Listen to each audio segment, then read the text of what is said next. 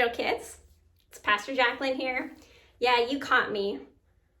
I've just been in this mean game of tic-tac-toe. You know, it's just 3 X's in a row, 3 O's in a row, but I can't seem to get it done. I can't seem to win. Score 7-0. Just seems impossible. You know, when I think about impossibilities, I think about my friend Nehemiah in the Bible. Yeah, so his hometown had gotten demolished. And he decided to go and rebuild the temple. Just him. Have you ever heard of that story? No. Well, take a look. I think you'll enjoy this. The Bible isn't just a book of random stories. It's 66 different books that come together to tell one story. An incredible one.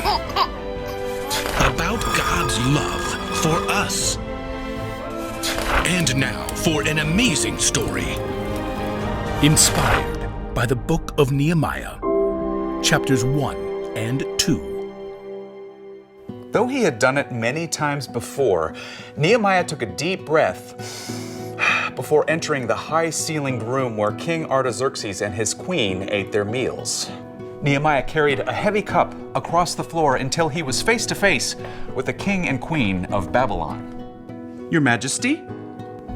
As the king watched, Nehemiah took a sip of the sweet drink. He was trained to discern whether anybody had placed poison in the cup to harm the king. All is well, Your Majesty. Nehemiah smiled at the king and placed the jeweled chalice on the table, and the king took a drink. Grapes and garlic. Ooh, that's fine. Now, I hear a group of men have arrived from Judah. Isn't that your homeland? My family comes from Jerusalem, but I've never seen it. The queen raised an eyebrow. Home sweet hovel, I'm sure. The city was destroyed a century ago. Some Jews were allowed to return and rebuild the temple, Your Majesty. Ah, yes, to honor your gods. The one God, the one true God. Artaxerxes took another drink and laughed. Chariots and cheese, just one god. What a strange idea. After serving the king, Nehemiah returned to his rooms, hungry for his own dinner.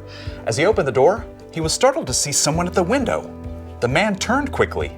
Hanani! Brother! Nehemiah raced across the room to hug his brother. Then he stepped back to take a look. Hanani's robes were dusty and worn. You've just made a long journey. All the way from Jerusalem. You've seen the city? What's it like? Do any of our people still live there? Slow down, slow down. Brother, some of the Israelites who returned are still there, but they're having a hard time. The city walls were broken down. All the gates were destroyed by fire. Well, that means enemies can attack at any time. Yes, it's not good. Someone should do something. It's a big job. After Hanani left, Nehemiah sat down to dinner but quickly realized he wasn't hungry. He looked out at the moonlit city of Babylon, but all he could see in his mind were the ruins of Jerusalem. Falling down on his knees, he cried out to God. Lord, you are the God of heaven. See how your people are suffering? We Israelites have committed sins against you. We haven't obeyed the laws you gave Moses. But remember what you told him. You said, if you people are not faithful, I will scatter you. But if you return to me, I will bring you back. For days and weeks, Nehemiah continued to call out to God, even as he served the king. And while he prayed, an idea began to form in his heart. An amazing, outrageous, and difficult plan. Lord, please pay careful attention to my prayer. Give me success when I bring my request to King Artaxerxes.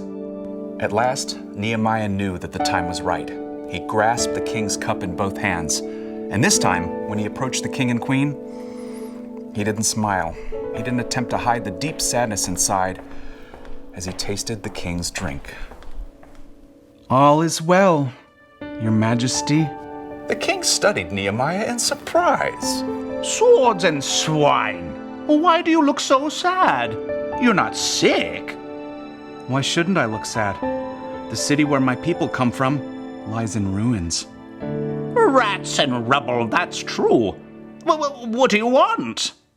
As Nehemiah faced the king and queen, he cried out to God in his heart, praying for wisdom to choose the right words and for favor with the king. If you're pleased with me, send me to Jerusalem. I want to rebuild it. Tarts and toffee! You? You? Me. Well, how long will your journey take? When will you get back? When the ladybugs swarm. Give or take a few months? Or years? Fair enough. You may go. Just one thing more? One thing more. May I take some letters to the governors west of the Euphrates River? Then they'll help me travel safely through their territory. Done. You may go. Just one thing more? You said that last time. May I also have a letter to the caretaker of the royal park? I want him to give me logs to use for the fort, and city wall, and a house. Granted. Is that all? That's all. For reals? For reals.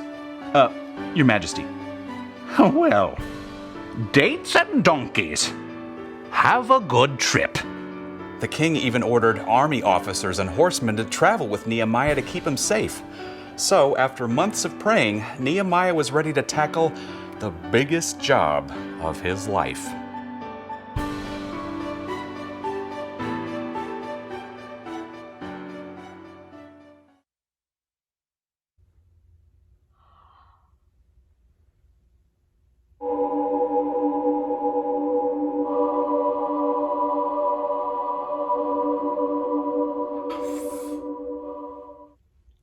Finally. I won. I guess it wasn't impossible after all. Okay, so maybe not everything is as easy as tic-tac-toe. But when you guys see something that needs to be done, take the initiative. Initiative is seeing something that needs to be done and doing it. So maybe the trash is overflowing. Maybe I should take it out. Or my little sister is sad and lonely.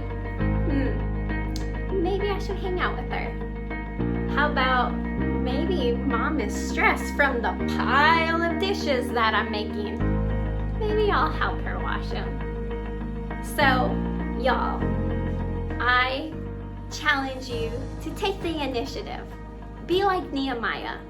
Maybe the task is big, maybe it's small, like tic-tac-toe.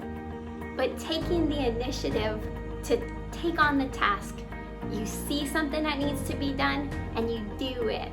Don't wait for mom and dad to ask you. Okay guys, so that brings me to our memory verse for this month. It's found in Colossians 3:23. And it says, work at everything you do with all your, that's right, with all your heart. Work as if you were working for who? The Lord. What a great boss, right? So this month, I challenge you, this week, you do things, you see things that need to be done, and you take the initiative to do them. And not for a pat on the back, but to work as unto the Lord. He sees you. He sees the things that you do in secret. So don't worry. A pat on the back, that goes a little way, but your reward being in heaven, that's forever. So, guys, hide this word in your heart. Memorize it. Colossians 3:23. It's not that long, but guys, this will help you through your life. The Word of God, it's living, it's breathing, and whenever we memorize it, when we remember it, whenever we use it, it's like life to our bones. So I just challenge you guys this week, remember this scripture, send it to me, make videos, make songs, do what you do to remember this verse, and then tag me to it in Facebook or text it to me. Tell your parents that they can send it right over to my phone. I would love to see this. So guys, I'm proud of you. I miss you, and I'll see you again next week, 9 o'clock. And air hug. Ah. Bye guys, love you.